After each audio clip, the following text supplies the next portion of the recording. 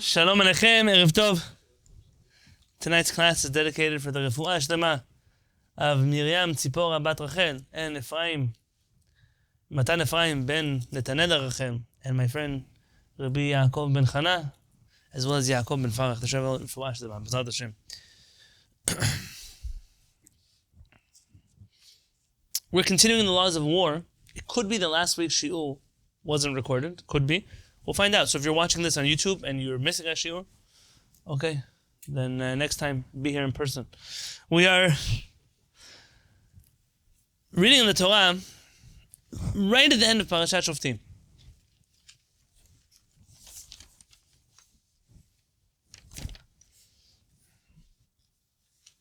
We talk about war.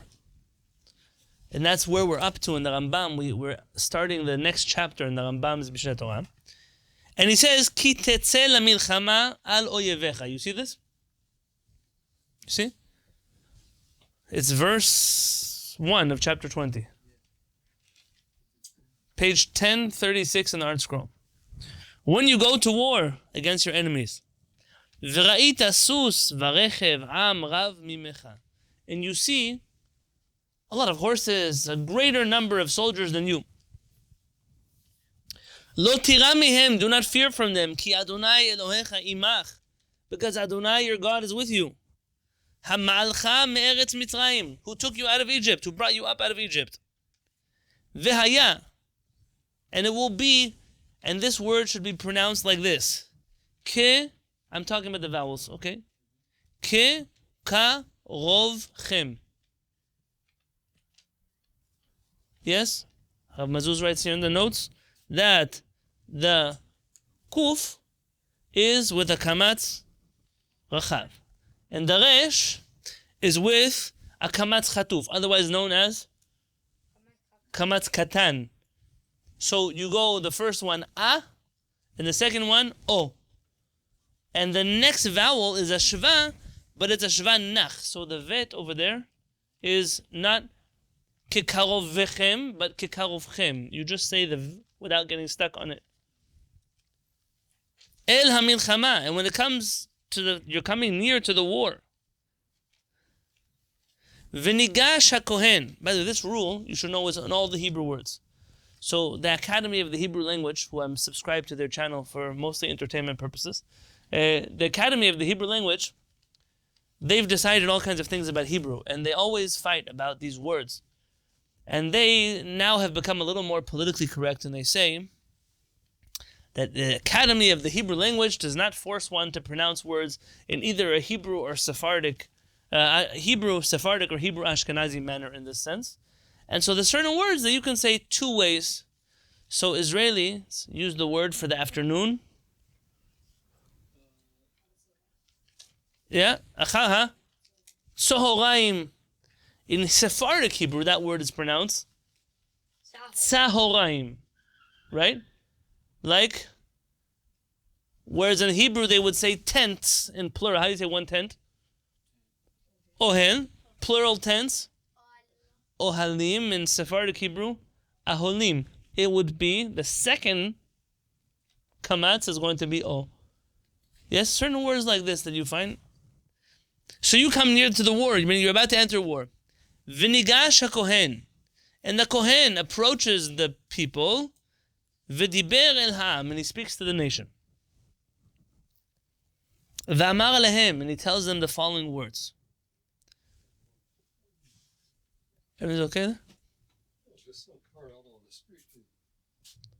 Like a funny skid sound, and then now they're backing up with it. V'amar alehem, and he tells them, Shema Yisrael, listen, Israel. Atem kirevim hayom lamilchama al oyevechem. You are now coming close to war against your enemies. Al yirach levavchem. Do not let your hearts become soft. Al tireu ve'al tachpezu ve'al ta'aretzu mipnehem. You should not be afraid of them. Tiru is fear in your heart. I mentioned in the shiur that I taught in New York that the fear is of two things. Obvious fear is people are afraid when they go to war that what might happen to them. They're going to die.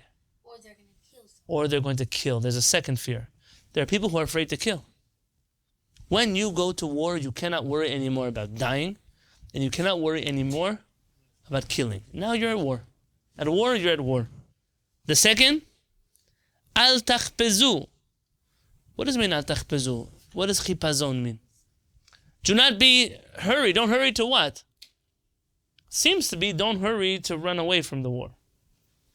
The first army to pull back is the army that loses. Retreating, we're going to see this in the halakha. That when we go to war, we actually have people whose whole job is to make sure soldiers don't run away. This whole soldiers don't run away, meaning now we're at war. The enemy sees you running away, you lost. You lost. You'll appreciate this. I know the kids go play soccer with Michael. So I was watching some of the videos Michael took of them playing soccer, and I saw some of my kids, my girls especially, playing soccer. And I noticed they have my genes. How do I know they have my genes? When I was in school and they would make us play football, such a ridiculous sport. I see everyone's throwing the football, tackling the football. John, you take it. I don't want to get it. I'm going to fall on the floor for that stupid ball. Yeah. And then they put me, so they don't want me running around the field. So in soccer, they made me the goalie. The goalie, everyone's kicking balls the whole time. You think it's so important to jump in front of the ball. I'm not clear why anybody would sign up to get hit by a ball. Baseball, bichlal, the ball over there could kill you. That ball is not even a joke. It's not a soccer ball. It's not a basketball. That ball is like shooting a gun at somebody. I don't understand for the life of me. And the people, they say they once brought a big Talmid Chacham to go watch a sports game. Doesn't matter which sport, because they're almost all the same. Different. Don't get offended. They're almost all the same idea. They're all fighting over a ball. Okay, so he was watching the game, and he was asked the student. He said, "Tell me, how much money do these guys make?" He said, "They make $7 million, $27 million, $12 million." He said, "All that money, and they can't afford more than one ball? Everyone just can't get his own ball?" You look around, and you see certain people. They run away from the war, but the person who runs away from the war shouldn't play the game. If you're not cut out for this war, so don't do it. That's what the Kohen is telling them. You can't run away. And the last part that he says, "Val ta'arzu," meaning, don't let them break you. I don't know how to say it to you. You're at war. Now you have to be strong. All of these words are forms of being strong. Yeah. Look, our soldiers now, how many days they're...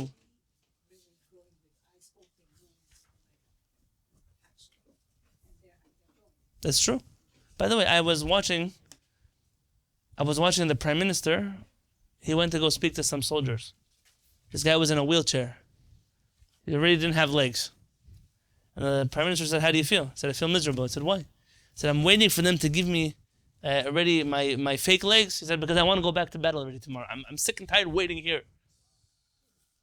You imagine the kind of commitment you have to Am Yisrael? To be like that? This kind of commitment you don't find anywhere in the world. These are people who know they're fighting for their house, fighting for their home, they're fighting for their family, they're fighting for their kids. It's not unfortunately, other countries, they fight wars.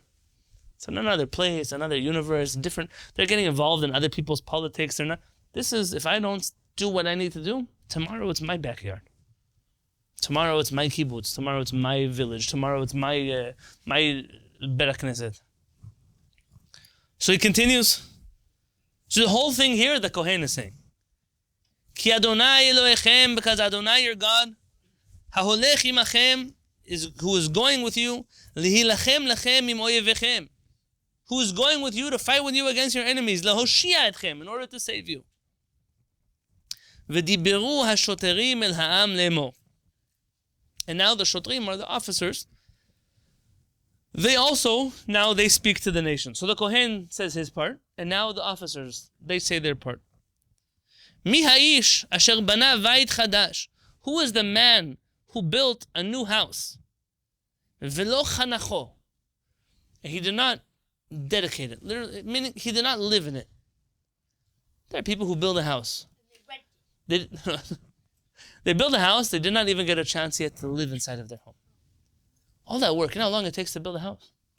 Work and money and effort and energy, and they didn't get a chance to live there. By the way, you're going to see later, the Rambam will have to explain to us, What does it mean who built a house? What if you remodel a house? What if you buy a house, but you never lived in it? What if you stole a house, but you never had a chance to live in it yet? What if you inherited a house, but you didn't get a chance to live in it yet? All those halachot we're going to discuss. Right now, just the basic meaning here. Yelech v'yashov leveto. He should go back to his home. Pen yamut b'milchama, because maybe he will die at war. V'ish acher yachnechenu. And another man may come and live in his house instead. The Pele Yoetz, he teaches very important musar that's connected to this.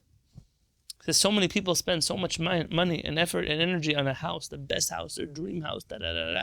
By the time they get there, either they're dead from the stress, or their wife hates them and she divorces them.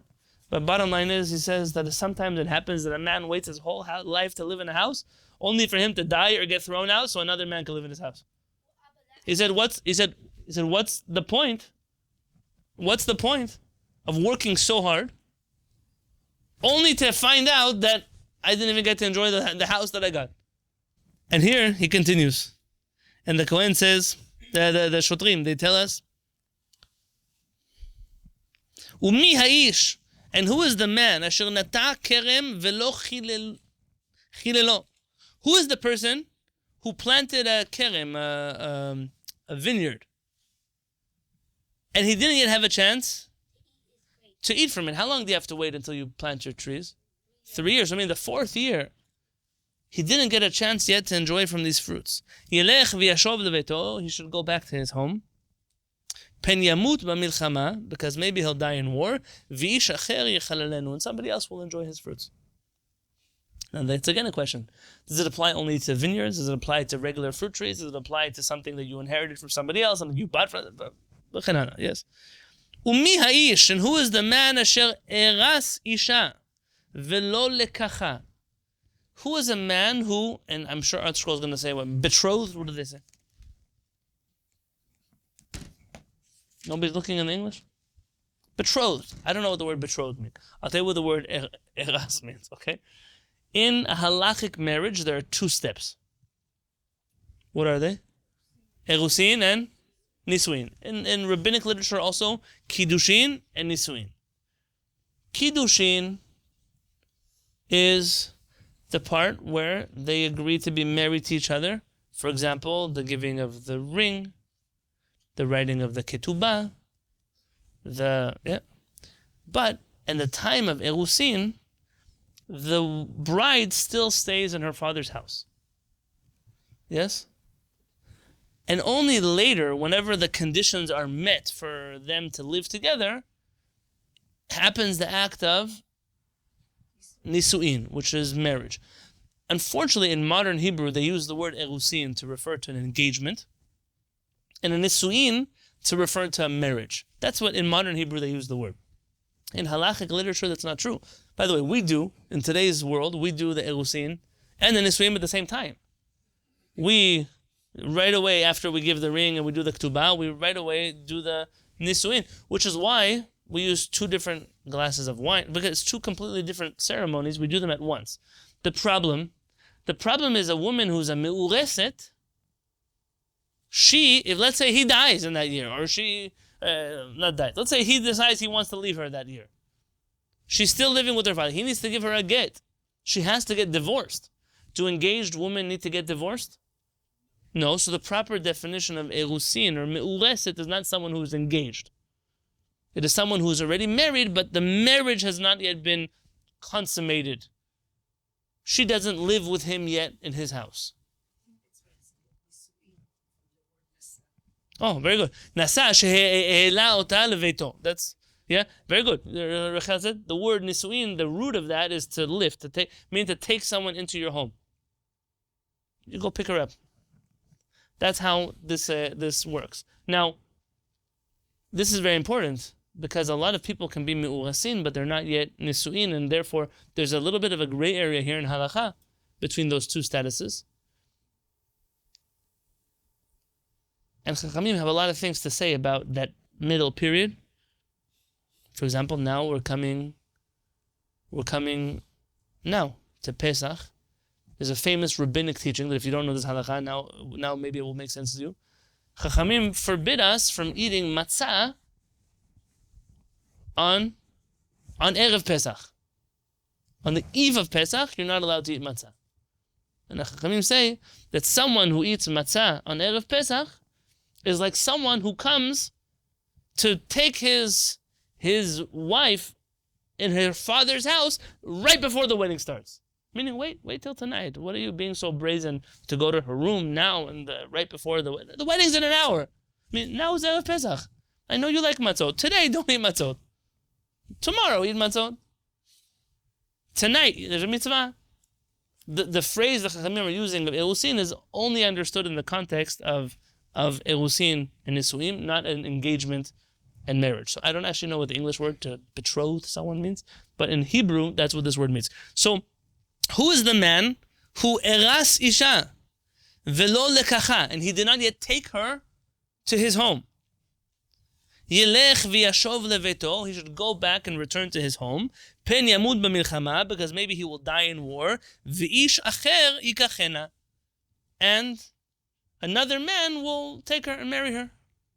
There's similar halachot, there's a minhag. The custom is that people don't get married during the 3 weeks in the summer or the 9 days, maybe for Sevaradim.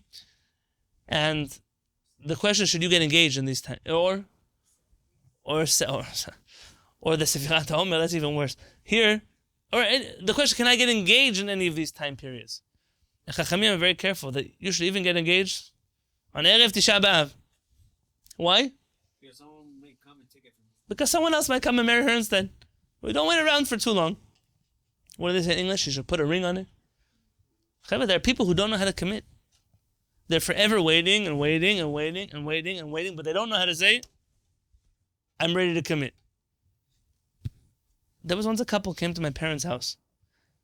It wasn't my fault. That wasn't my fault. But they were together for 15 years, living together. They were not little kids either. They're in their 40s. And I asked them, you guys live together. In the same house they live together. What are you waiting for? And he said, I'm not yet ready to be in a committed relationship. It's not 5 months. It's not 15 days. It's 15 years. He's not yet ready to be in a committed relationship.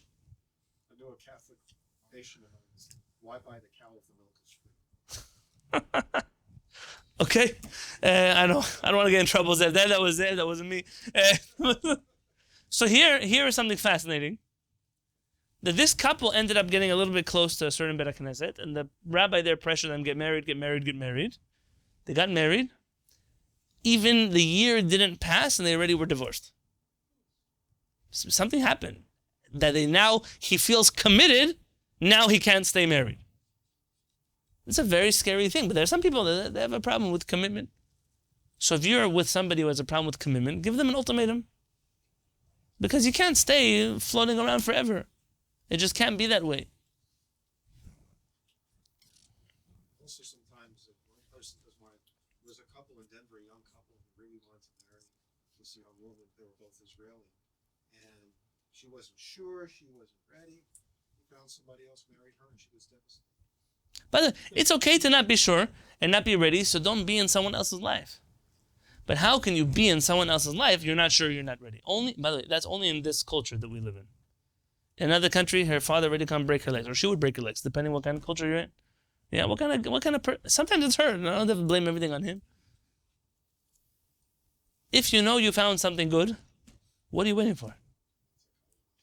Everyone, you see, Zev quoted a pasuk, Matzah isha, matzah tov. You find a wife, you found good. It says in the Talmud, the Chachamim used to dance at the wedding. And they would dance in front of the groom, and they would say, Matzah or motzeh. They were referring to 2 different pasukim. Matzah, meaning I found a wife, I found good. The other pasuk is motzeh. Motzeh ani ta'isha mar mimavet. I find this woman to be more bitter than death. Like, I'd rather be dead. Yes? And so they're dancing, like, which one did you find? Matzah or motzeh? Which one was it? And what? He doesn't know yet. That's a HaRambam. He doesn't know. It's the day of his wedding. He doesn't know yet. So the answer is in the question. Are you matzah or you're motzeh? Matzah is past tense. I found a woman already. If you are certain that you found somebody, you keep looking. You're getting older. Everybody else, there's still young people in the world. There's more beautiful, more smarter people, better family, better whatever you can imagine. But did you already make a decision? I found the person. I'm not looking anymore. Closed for business. Then matzah isha matzah tov. You found good. But if your whole life is motzeh, I'm still looking. The person who's still looking is never going to be happy. Because he's always looking. So then he can say it's more bitter to be married than anything else. And there are people, doesn't matter how long they're married, they're still looking. You could tell. People will see. Shulchan Aruch has a word for them. You never know when they're done. It happens all the time. All the time. People don't know. Listen, you think all of our grandparents were in marriages that sailed off happily ever after into the sunset? But what happens is people made a commitment. Listen, I know enough to say, I'm staying here forever. Listen, put certain exceptions here. He beats her, she murders him. Crazy people, I'm taking the crazy people out, okay? Two decent people from good homes. They're nice people. They're decent human beings to each other. They are part of the same Kehillat. They believe in the same things. Two decent people, in general, can almost always make something work. It doesn't mean it's going to be flowers and love and romance, but our grandparents may be a little bit cared less in that department. And their marriages lasted for a very long time. Okay, so I'm not here to knock on the people who love the people they live with. That's a beautiful. And by the way, there are people who sometimes it took 1 or 2 or 3 times to figure out who was the right one. And nobody's going to judge that either. Therefore, those are the exceptions. But some of this can be warded off by a commitment. And very often the people who have to end the relationship are because the other person didn't know what it meant to be committed. It takes 2 people, right? It's not one person who's wrong. So sometimes the other person is the one. They were the crazy person. They were the one who couldn't hold down what does it mean to be in a marriage with somebody. So I digressed. ויאספו השוטרים לדבר אל העם, and the officers, they continue speaking to the people. ואמרו, and they say, מי האיש הירא ורך הלבב? Who is the person who is afraid and is soft-hearted? ילך וישוב לביתו. He should go home, go back to his house. The person who's afraid to go to war, like we said before, for whatever reason. ולא יימס את לבב אחיו כלבבו. And he shouldn't make his brother's heart soft like his. You know the word morale? When you go to war, morale is very important. And sometimes you have one rotten apple who ruins it for everybody else. They bring everybody down with them. But it happens everywhere. It can happen in a kehillah, it can happen in a family, it could happen in a family vacation, it can happen in all kinds of situations. You see it in the fruit basket at your house, you put some fruits, one of them gets moldy, all of a sudden the rest of them get moldy. It happens. When I was studying in yeshiva in Baltimore, Rabbi Tendler, who was the Rosh Yeshiva there, he once said that he asked one of his rabbis, I think, don't quote me, I think it was Harav Pam, that was his name. He asked him when you should throw a student out of the yeshiva. Like, what is the point in which a person does something wrong and you throw them out? And he told him, if a person is doing something bad and they're struggling, a person struggles, people struggle. But once they start to bring other people down into their struggle with them, that's already, it's not about the individual, it's about taking care of everybody else. At a certain point, you have to say, this person, it's happened here before. People that I could have given them another chance in the Kehillah. But I saw that what they were doing was dangerous to other people in the Kehillah. Different things. Drugs, violence, whatever it might be. And that point in time, you say, this person just can't be here because you have to take care. It's not about the person. The person lost. Yeah, that's right. The person loses the place that was safe for them. But everybody else is more important. So the shotrim, they say, warn, listen, if you're having a problem going to war, you don't know how to do this, so get out. Because you can't go out there and ruin it for everybody else.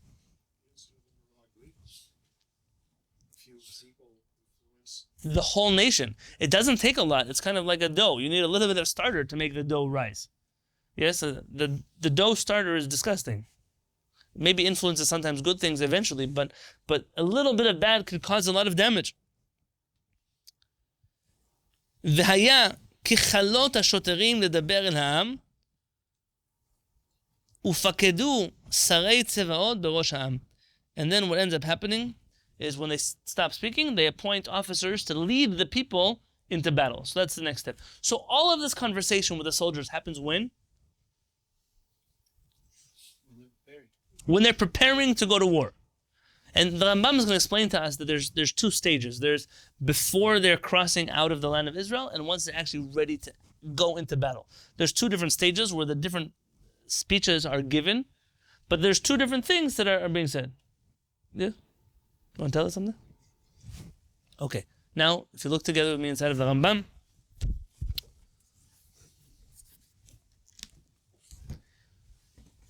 why read the Pesukim in the Torah? That's the original source. So much of what we're going to talk about now is about picking apart the details of this original source. And I see sometimes that people, when they learn Torah not in the context of where the Torah even came from. Look, I'll tell you a story. When I was in Baltimore, it's hard for me to explain to you that there are places in the world, I'm not talking about that yeshiva in particular, yeshivot in general, where so many people can learn Torah regularly, all day and all night, yet lack completely the context in which they're studying the Torah. It's kind of like if you read a book like this, maybe you'll see a letter or two, but you won't be able to read the book. There are some people, that's how they study Torah. And you have to ask, are they really understanding anything that they're reading? You read Pesukim in the Talmud. You're coming to a passage of Talmud. You read Pesukim. But none of the people in the room have ever studied the Tanakh before. They don't know Mikra. The rabbis give a very clear order. You study Mikra, then you study Mishnah, then you study Halakha. Meaning there's an order to how you study. Why? If you don't know how to add or subtract, are you going to be able to do, calculus? It's not possible. So what is going to happen to the student who tries to do calculus, but they don't know simple arithmetic? They're going to get frustrated. At the very best, worst, they're going to make terrible mistakes. Now you hire that guy to build you a building, I don't know, to do your accounting, whatever's going to happen. And the next thing you know, it's an audit from the IRS. Why?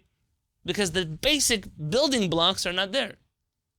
Sometimes my wife used to teach in a certain places, and they would say, we want you to teach these students the Navi with all of these commentaries, and she would come, and they couldn't read on the cover of the Nevi'im, they couldn't read the name of the prophet with vowels.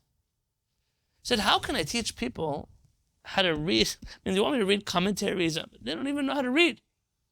But when people didn't do their job, so then that's a problem. So now, let's read together. I was telling you about Baltimore. In Baltimore, there was a famous rabbi in Baltimore. I'd never met him. He passed away before I got there. But he was very famous. He came to speak through the yeshiva at some point. He was very famous that every time you would quote to him a pasuk, he could tell you in which tractate of the Talmud it was written.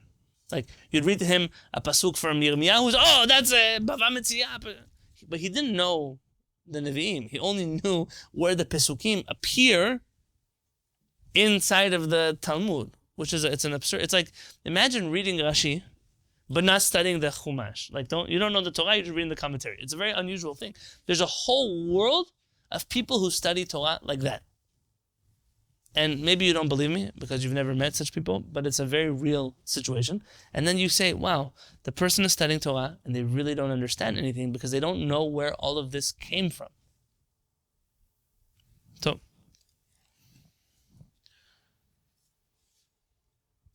Rabbenu HaRambam says in chapter 7 of the Laws of War,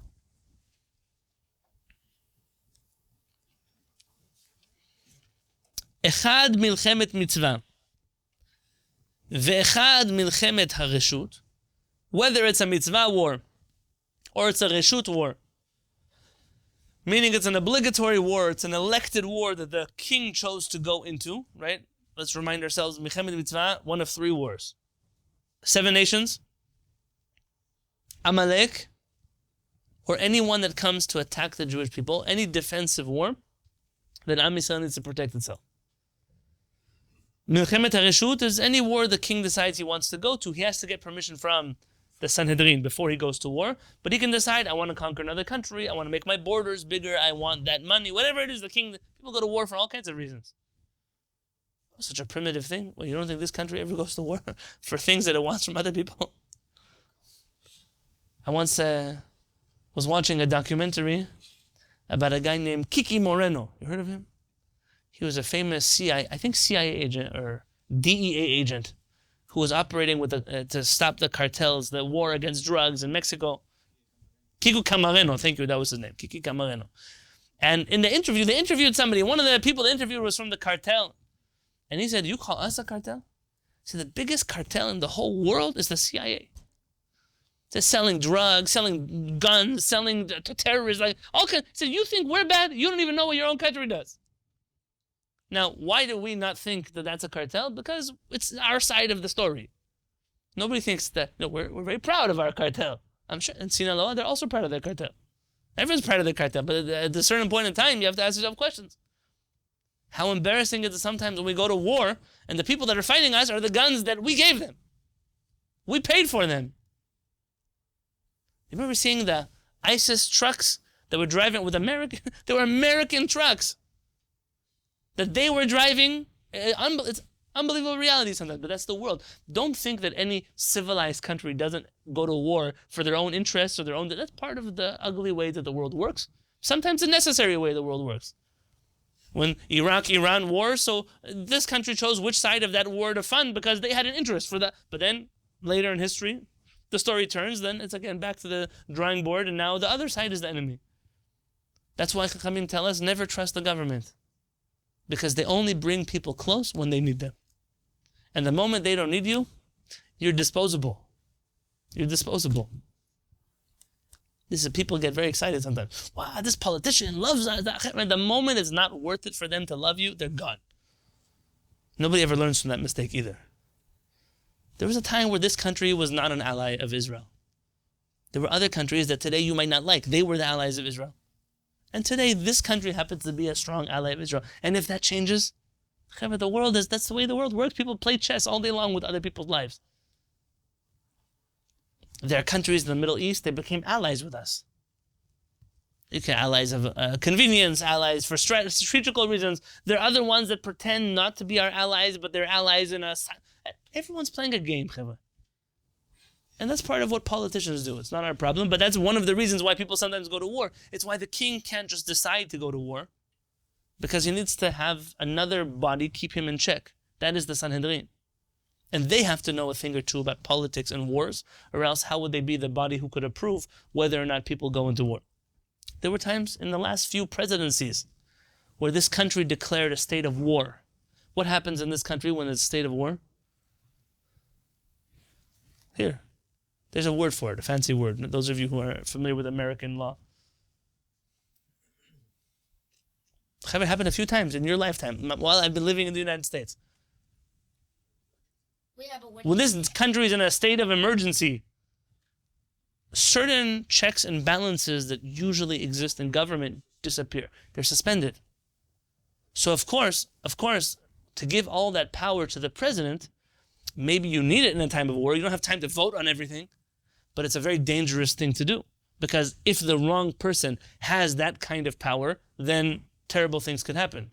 That's why also when the king decides, I'm dragging Am Yisrael to war, he can't just decide on his own, because once he decides to go to war, remember, he can take away people's houses, he can take away their property, he can camp his army in their backyard, he can do all kinds of things that usually you can't do. So before he does that, we have to make sure that he's doing it for the right reasons.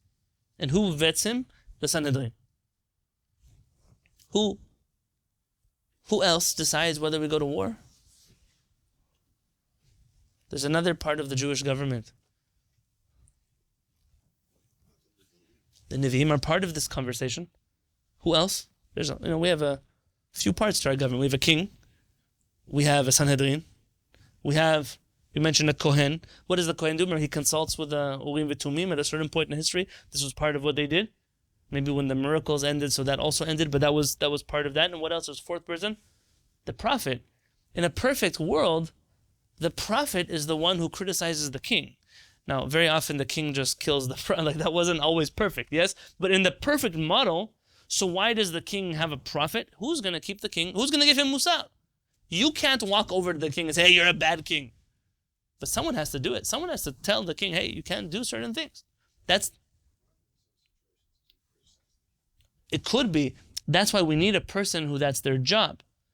Which is also why, if you remember Rabbi Yosef, when he taught a shiur here, about whether or not the national prophet of Israel has to be someone who was born Jewish or someone who became Jewish, and he mentioned that a critical part of the job of the prophet is to be able to have authority that people will respect and listen to him. And if the king was you know who I am, you just became Jewish yesterday. That kind of, can a non-Jewish person, can a non-Jewish born person who becomes Jewish, can they prophesy? Of course. The question though is, if this person is the prophet, is the king going to feel that he's more important than him? And that might be a problem. Because if the king or the people are not willing to listen to the prophet, then what does it help to put him in office if no one's going to listen to him? The same thing is true in a certain society which didn't value women. How can I appoint a woman to an office if people don't respect women? Now that might change. I mean, that might be something that has changed in history. But in times of our Torah, that was definitely something that was a concern. What did you have?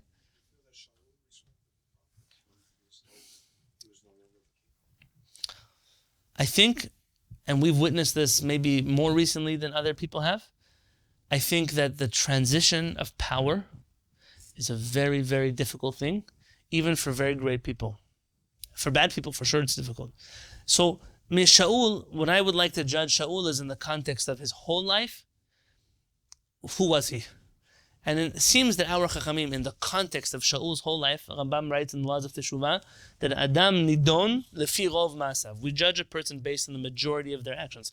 Majority not just in numbers, also in quality. So it could be that a person can be the greatest tzaddik in the world, but they do something so bad that you can't fix that anymore. Today I heard from a Talmid Chacham, in the generation of the flood, the people in the generation of the flood, what were they busy doing? Which averot? Gidu arayot, they were forbidden sexual relationships. They were stealing, they were robbing, they were taking things from other people, and our Chachamim say, Lo nechtam gezar dinam, that HaKadosh Baruch Hu only decided to bring the flood because they stole. Meaning, you see, that HaKadosh Baruch Hu is willing to look the other way for certain avirot, but this fact that a society, people can take things from other people that don't belong to them, that HaKadosh Baruch Hu had to destroy the world already. At a certain point, you can be contained by the body, but at a certain point, it's too much. And so you see that, what I'm trying to say is that not just numbers, like how many avirot did you do, how many mitzvot did you do, it's which avirot and which mitzvot. Yeah, there are different kind of avirot mitzvot. So, but Shaul having to give up his throne, especially in a world where a king is always hoping that what? What is the king hoping? Who's going to replace him? His son is going to take over for him. And instead, who does HaKadosh Baruch Hu choose? If you're cold, you can close it. Who does HaKadosh Baruch Hu choose? Who's David to? But who is he to Shaul? It's his son-in-law, very good. And more than it's his son-in-law, who else? It's the best friend of his son. You can make an argument that Shaul is being a zealot for his son. What are you gonna? You're such a loser. You're gonna let your friend take over instead of you. There's a lot of human emotion that's going on here. That it could be all the prophets in the world, but at the end of the day, a person still feels what they feel. I'm not justifying Shaul's massacre of people and persecution of David HaMelech, but you have to also put yourself in his shoes. Listen, much less powerful people have fought over who the company is going to belong to, or who's going to inherit my house, or my boat that's already breaking in Mission Bay. They fight about those things. So how much more so the whole kingdom of the Jewish people? But it's a real struggle. But to listen to HaKadosh Baruch Hu when it's easy, it's very easy. It's listening to HaKadosh Baruch Hu when it's hard, that's when a person is tested. Listen, HaKadosh Baruch Hu said to put on tzitzit. How hard is it to put tzitzit on your talit? How hard is it? You own a talit? How hard was that mitzvah? When you come to Beit HaKnesset, how much energy is it for you to put your talit on? But to respect your parents? or not to take things that everybody else takes because they think it's free? Or not to speak Lashon Hara? Or not to hate somebody in your heart that really hurt you? All of those mitzvot are really hard, but HaKadosh Baruch Hu expects them from us also. Arayot. All of the forbidden sexual relationships. In a Jewish society, there's 1,001 things that we're not allowed to do in the realm of arayot. Even married people, with each other. And so, the world has a complaint. All of the forbidden relationships in the world you're okay with, except for 1 or 2 or 3 of them. Why are you guys such hypocrites? But in Am Yisrael, we don't have that complaint. We forbid all kinds of things.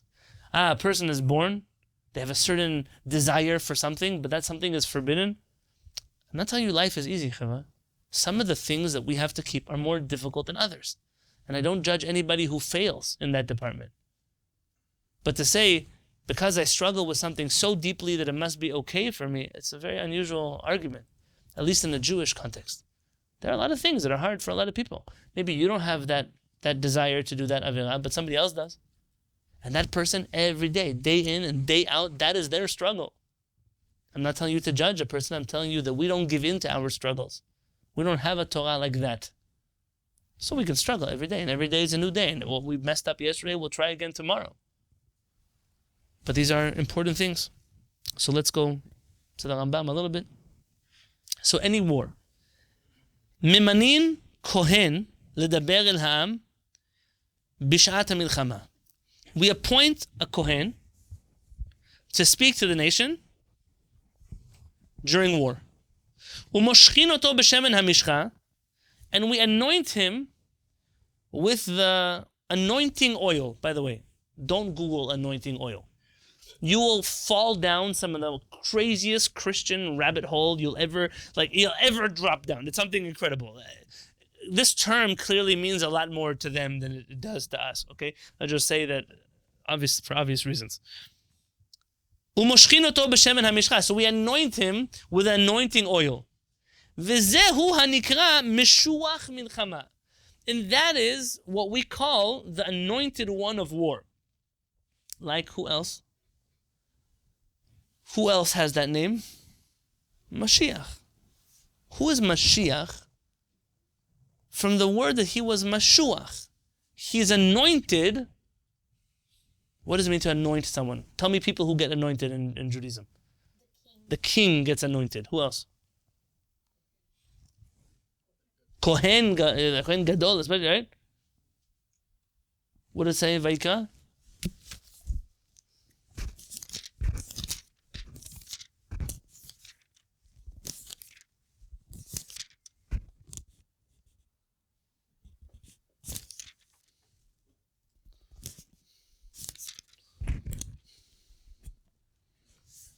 V'hakohen hagadol me'echav. And the Kohen who is greater than the rest of his brothers. What is he called? A Kohen Gadol. That's who he is. Asher yutzak al rosho shemen hamishcha. That has been poured on his head the oil of the anointment. Who want oil poured on their head? That's a great question. The Kohen Gadol he's the anointed Kohen. You have a lot of Kohanim. Who else is anointed? The Kohen that goes to war. They anoint him. Right? Now this anointing, I want to talk a little bit about this. We're going to, by the way, in general, I want to make a shiur, if we can, about whether or not Kohanim and Leviim go to war. Because that's a fascinating question. Has a lot to do with what's going on even in Israeli society right now. Who's exempt from going to war? So I'm going to actually dedicate a whole shiur to that question. Let's suffice it to say that but a Kohen still can't be metameh himself to a dead body.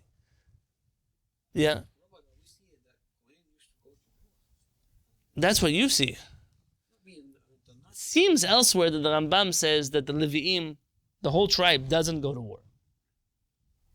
Today, Rabbi Efaur made a video about that. I didn't get a chance to hear it yet, but it will prove to be exciting. I'll quote it when we get to that show. But nonetheless, even without that, there's a lot to discuss about that topic. I don't want to get stuck in it now. I do want to get stuck a little bit on Shemen HaMishcha. If it's okay with you, about this oil. Maybe what we'll do is we'll look back. Let me see how relevant it is before I make you flip pages or click buttons.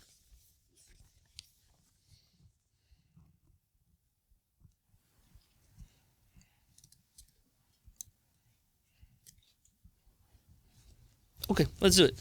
Let's flip to the first chapter of this section of the laws of war. Perek Rishon. So just click on the arrow on top and go to chapter 1.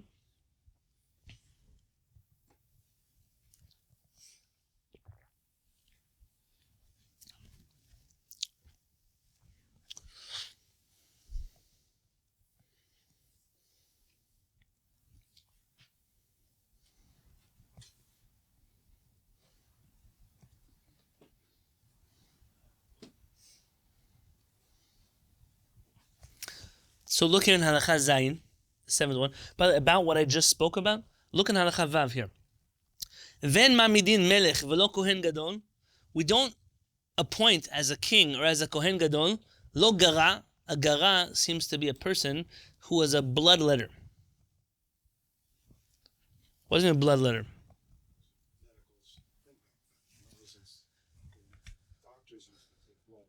Right, so the person who took blood, though it wasn't Zev held in high regard at all, so the people who did it were more like technicians as opposed to medical professionals. So,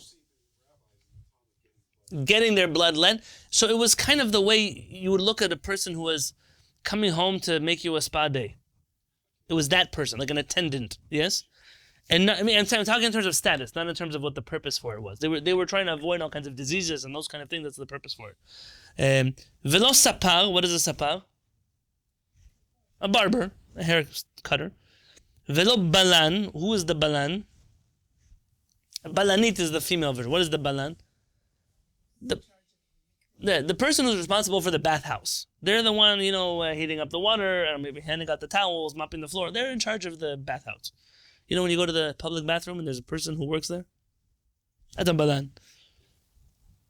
Velo bursi. Who is a bursi?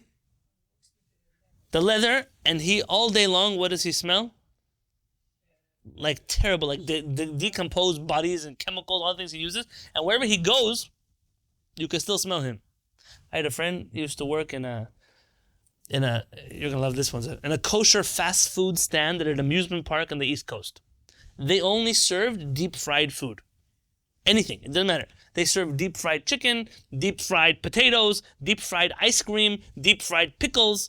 Bakon, it was like mamash heart attacks waiting to happen over here. But that's all they served. And he said 2 months he had work clothes and home clothes. Because when you come back after a day of frying things, you stink. You stink. But when one day a week during Chanukah, my wife makes latkes. There's no mitzvah to die, but she has minhag to make latkes. So one day, and that day that she makes the latkes, I take all of any suit jacket I have, any tie that I have, anything that I put it in another room, because what happens to the house afterward? Like I come to Kola and I smell that coat, I want to throw it in the trash. And so he told me that. I said, "What do you do at the end of the summer?" At the end of the summer, all of the people who worked in this food stand, we'd get together and we'd make a bonfire and we'd burn all of our clothes there. Kippah, tzitzit, shirt, pants, shoes, everything went in the fire. You know how much oil is inside of our clothes? So the person who worked in the leather working is like somebody who walks by and I once had a guest, and I have a child who's very sensitive to smells. And this guest was clearly very sensitive to water, that's why they didn't shower. And my I don't know how else to explain it. And my child was young then.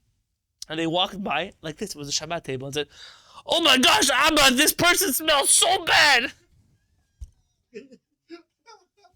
And ever since then, I had to teach my children, it's proper not to talk about other people, but if you're going to talk about them, do it privately, like not at the Shabbat table in front of all of the guests. And there are people like that. Are you allowed to burn tzitzit and other things that are religious articles? According to the Shulchan Aruch, you can throw your tzitzit in the trash. Really? There are people who disagree.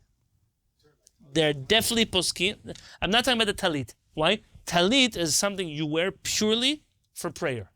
So it has a status of, that's why you'll see Maran even says, Cheva here who wear tzitzit, when you go to the bathroom, you take off your tzitzit? You could take your tefillin to the bathroom? You take your talit to the bathroom? And don't say he's nodding his head because he studies the Talmud.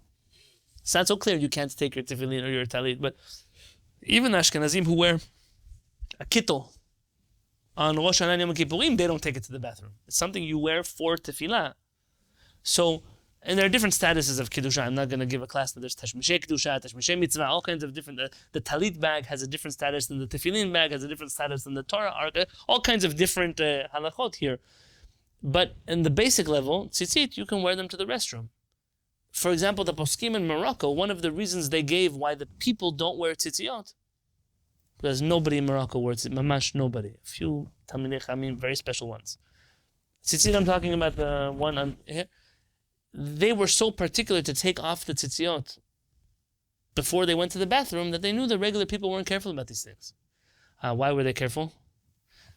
According to the Shulchan Aruch, when you tie your tzitzit, how many twirls do you do? How many wraps? According to the Rambam, it's just chuliot. So just, you have your talit here, Baruch? That one, can I see? According to Ovadia, you have yours here? Your talit? Can I see it also? Because your other one got stolen, right? The one with the blue strings. We're gonna fix that soon. Yeah. Thank you. I'm gonna give it right back to you. So this is the Rambam, but the Rambam doesn't really mention this. Not it's an interesting question how we got there, but the Rambam has. I don't know if you can see it on Zoom. But it's chuliot, they're called. Chuliot, like your vertebrae in your back. And there are 7 minimum. Elchanan, what's the most you can have? 13. 13, right? Until 13. Says the Rambam, that's the Hidur mitzvah, right? That's the best way, yes? And there's no argument. So should you do 7? Should you do 13? Some people, I think I saw Farshid's Tadit has 13. Doesn't matter. The Rambam says that this range is good. It should be, though, that it's 1/3 should be knots, and the rest of it should be flowing. That's the Rambam's way to tie the tzitzit. I'm going to give this back to you. Now, can I see yours, Obadiah? Now, Obadiah's doesn't have blue. Oh, you got fancy, Obadiah. You got fancy. I'm going to ignore the twist over here, okay? But this one, because that's some Kabbalistic stuff over there, Obadiah. That's fine. This here has 7, 8, 11, and 13. Those are the numbers there. That's what the Shulchan Aruch writes that a person should do. This is also the way the Ashkenazim do it. So Ashkenazim do 7, 11, 13. And the Sephardim, they have, meaning, what is Sephardim? The Sephardim who follow the Mekubalim, so they added this spiral that goes around it. Fine. That's not a problem. I'm just saying. 7, 8, 11, 13. In Morocco, they didn't tie like this. In Morocco, the most prevalent way to tie the tzitzit, from what I've seen and from what Harav Peretz told me, is to tie 10, 5, 6, 5. Yud K Vav K. And because of that, they considered the tzitzit to be a representation of God's name. And because of that, they were very careful to not take it to the bathroom. And I saw that as a reconciliation. Why Maran says you could take your tzitzit to the bathroom, and why in Morocco they were careful not to, because Maran didn't tie his tzitzit Yud Kei Vav Kei, but they did. Yes? This is a, okay, thank you. So now that we're here, you can't appoint any of these people, not the tanner, as the king or the Kohen Gadol. Who in future, now we're about to celebrate a holiday, Purim, Haman and Achashverosh, according to our rabbis, they used to be, Achashverosh was working in the stable, he was cleaning up after the horses, and Haman was a barber. He was a hair cutter. You don't appoint any of these people to be kings or kohanim. Why? Kohen Gadol. Why? Lo mipnei she'em pesulin. Not because they're not allowed to, they're disqualified. Ela ho'il ve'umanutam nikla ha'am mezalzelim behem le'olam. Because the nation perceives their profession to be a very low profession, then the people won't respect them. And so this halakha is that even when you appoint people, but there's nothing wrong. If the people can't respect the person that you appoint to office, it's not the right person to put in office. It's very important to have someone that people can respect. That's not the halakha I came to teach you. Look in the next halakha, Zayin. Kshema'amidin hamelech, when they appoint the king, that's the translation. Moshchin oto b'shemen hamishcha. We anoint him with the anointing oil. Shneemar, like it says, Vayikach Shemuel et pach hashemen, vayitzok al rosho, vayishakehu. Shemuel anoints by taking the pach hashemen, the jug of oil, and he anoints the king. And once umachar shemoshchin hamelech, and once this king has been anointed, harei zeh zocheh la'ol vanav la'olam, that now his lineage are those who get to inherit the throne.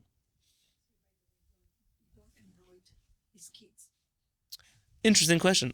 Is it a question, or do you know that? I think I read it somewhere. If it's direct line, you don't anoint the. Yeah, makes.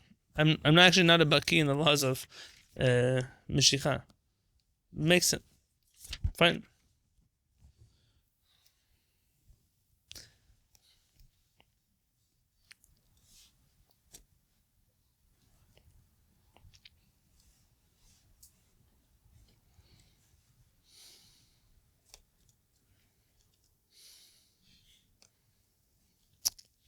Can you jump with me to somewhere else?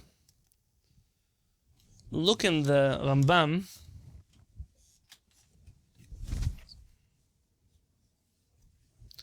In the book of Avodah.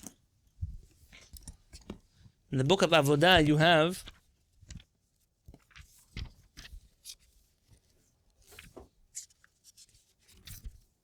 the laws of the oil, of Klei HaMikdash, the laws of the utensils of the Beit HaMikdash. So we mentioned that who gets anointed in the Jewish tradition? The king. Kohen Gadol. The Kohen who goes to war. What else? Something else, not a person. Something else. Any utensil you want to use in the Beit HaMikdash needs Meshicha. You anoint that utensil. So look in the first chapter of the laws of the Mikdash. Mitzvat aseh, it's a biblical obligation, la'asot shemen hamishcha, to make this oil. Why do you need to make the oil? Shi'eh muchan ladvarim shetzrichin meshicha bo, so that it's ready and prepared for anything that you need to anoint. Shenamar v'asita oto shemen mishchat kodesh. So you need for the Beit HaMikdash, for the king, for the Kohen Gadol, you need all of these things. V'kacha asahu Moshe Rabbenu b'midbar. And now he gives you the recipe that Moshe Rabbenu did in the desert. Lakach min hamor v'kinamon v'hakida. He takes, and if you want to see what the details, what are each of those things are, look in Halakha Gimel. Halakha Gimel, hamor, what is mor? Hu hadam hatzarur b'chaya shebehodu hayadua lakol shemitbasemin bo b'nei hadam b'chol makom. It's the congealed blood. It's something congealed that's in the blood of an animal from India that everybody knows about it because they use it for their perfume. Does not make sense. Musk.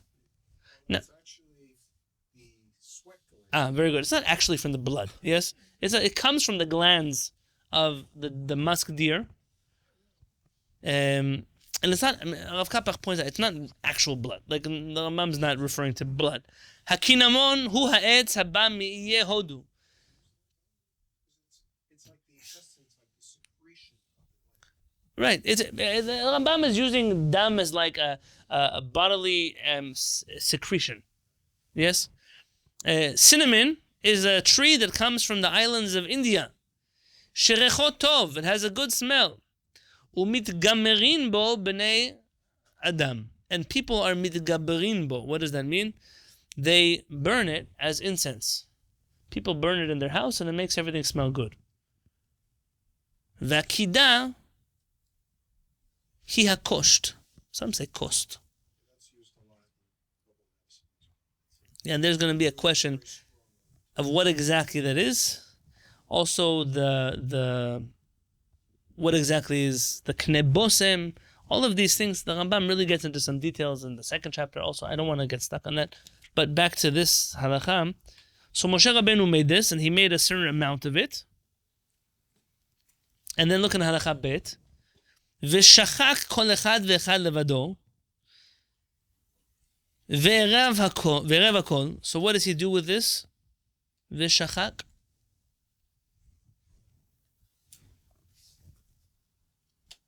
Chava. What did you say? He takes all of these ingredients. You know the Ovadia. You remember the rock with the, and he has a little face of a pig. Why do they have a face in the pig? Why? That's a good question. In Mexico, when you go buy this thing, almost all of them, they have a face of a pig on it. I don't know why. I don't know who designed it. The concept is because the animal gets fat. Was that why they have the okay? But it's a mortar and pestle. That's what? I think because it's fat and round. Oh, because it's round, because it's a shape. What are you gonna do? You're gonna make a lizard. It has to be round.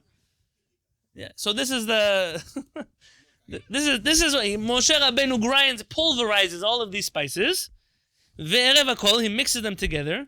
Ve'shara otam b'mayim zakin umtukin, and he soaked them in really clear, beautiful, pristine, sweet water. Yes, I mean water you can drink. Ad sheyatza kol kochan b'mayim, until all of their strength, meaning all of their fragrance, it was put out into the water. It was infused in the water. Very good. V'natan al hamayim shemen zayit hin, and he put a certain amount. They say it's about 3.5 liters of water, of oil, on top of this olive oil. Thank you. On top of this water. And he tells you exactly how many. Uvishel hakol, and he cooks them all together.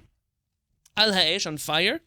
Ad she'avdu hamayim, until the water evaporates. V'nishar hashemen, and all that's left is the oil that now is left with all of these spices inside of it. V'hinicho b'chli ledorot, and he left it in this jug for all the future generations to use. So this is how we make the shemen hamishcha. Right, so then you start to get to rabbinic literature. It seems to be from here that the understanding was that Moshe Rabbeinu made it for everybody forever. Okay, I have no reason to argue with that. Rather, I'm sure at a certain point they had to replenish it in some way, or in some stand. That's why the Rambam is telling us exactly how to do this. And the Rambam has a few mitzvot that are connected to this. And if you want to see Halacha Zayin, for example, En moshchin mimenu l'dorot ela kohanim gedolim. We only use it in future generations. Kohanim gedolim u'meshuach milchama, or the kohen that we anoint him to go to war. That's why I'm reading all these halachot to you. U'malchei bet David bilvad, and the kings of the house of David. Oh, because they're the ones who deserve the kingdom. The kings of Israel that were not from the house of David, they used to use persimmon oil, shemen of parsimon, for them. We could talk about that another time. Bevay Sheni, in the second Bet Mikdash, shelo haya sham shemen hamishcha, where they did not have the oil. Because if you remember that Yoshiyahu, the king, is the one who took this oil and he hid it. He hid many things. Very good. Haya kohen hagadol mitrabe bilvishat begadim bilvad. The kohen gadol would just wear the extra clothing that the kohen gadol wore. Shahaya lovesh bigdei kihuna gedola, because he wore the extra clothing of the kohen gadol. How many clothes the kohen gadol wore? 8, right? By the way, in my wife's culture, when I first married my wife, there's certain words that they're in Hebrew, but I don't know them. Like, for example, someone is coming dressed very fancy, or they pack a lot of clothing, they'll say, oh, you came with all the Shemayim Bagadim. I mean, you came with all 8 clothings of the Kohen Gadol, yeah? Now, for me, like, why are you saying Shemayim Bagadim? Like, well, it doesn't sound like something I would tell somebody, but when they say that word, they're referring, like, in a mocking way to the person who's overdressed, or who's very fancy over here, who packs too much, or that's a certain, it's a sarcastic Yiddish expression. It's a certain, Today we had one of those. My wife told me something, and she said, my family, they would say, "Hamechin mitzadei gaver." I said, that's a bracha we say in the morning. What does it have to do with anything we're doing right now? She said, we use it to mean that whenever HaKadosh Baruch Hu puts a person on a certain path and things happen for the right reason, we say, Hamechin, Hashem prepares the person's footsteps. Okay, there's certain expressions that people use. The Kohen Gadol used to wear extra clothing. That's how you knew that he was the Kohen Gadol. Like you go to the sheriff's office and you know who is a regular officer, who's based on the stripes or the color of the clothing or whatever other code they do. Everybody know who the Kohen Gadol is. They appointed him. But he also has to look different than other people. Yes, that's part of his job. Now this, by the way, is connected to the oil. Well, how is it connected to the oil?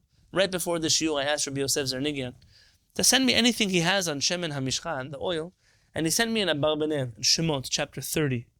Rabbi Yitzchak Abarbanel writes there that the idea of the oil, this is an idea of the Abarbanel. The Rambam doesn't give you this reason, but you can take it as a reason. Oil is the most prized of the liquids that exist out there. Olive oil especially is a very precious oil. Go ask the Italians what they think about your 2-liter olive oil that comes in plastic from Costco. They have a hard time. Olive oil is fresh and it's beautiful and it's pure. And you should know that there are certain people, I'm talking about the Rabbi Yonatan Halevy. My wife grew up hating olive oil. The first time she saw me make a salad and I put olive oil on the salad, she's like, don't put olive oil, I won't eat it. I said, what's wrong with olive oil? It took her a while to realize that the olive oil she grew up with was rancid. It was horrible. It was, what? It's legal. Oh, to mix it. No, I'm not sure it was mixed. They so rarely used olive oil that it would sit on a shelf for 4 or 5 years. And they'd sometimes put a drop, and you ever smelled old olive oil? It smells terrible. It tastes terrible. That's not how you're supposed to keep an olive oil fresh, right? And this is something that the olive oil is the choicest of the oils. It's separated in its quality from the rest of the oils. That's why people try to mix canola oil with olive oil. I was once in Restaurant Depot. I was in Restaurant Depot, and I went to buy sesame oil. I want to make something. Sesame oil is very potent. You only have to put a few drops. The whole thing tastes like sesame. And so I went to check the sesame oil. Sesame oil is expensive too. And I saw it said sesame oil for restaurants. Huge, like a 5 gallons maybe, a big thing of oil. And it was cheaper than the smaller bottle, or at least comparable. It wasn't even that much more expensive. I went to look at it, and it said something like sesame oil for restaurants. And I looked, and it was a tiny bit of sesame oil, and then the rest, Zev, was palm oil, all kinds of oil combination. It said oil blend over there, and you should see the oils they put in there, because they know you don't need a lot of sesame oil to give the flavor of sesame oil, and the rest of the garbage oil they could put inside of there, because the person eating in the Chinese takeout is not going to realize that you've tricked him in his sesame chicken with the oil. So says the Rabbenu, because the olive oil is the prize of all the oils, so too the Kohen Gadol, the king, they're chosen to be greater than the rest of their siblings. I know that I'm over time, so give me just one more moment. Ketzad moshchin et HaKohen. How do they anoint the Kohen? Elchanan, listen, because nobody wants olive oil poured on their head, right? Tzak et hashemen al rosho.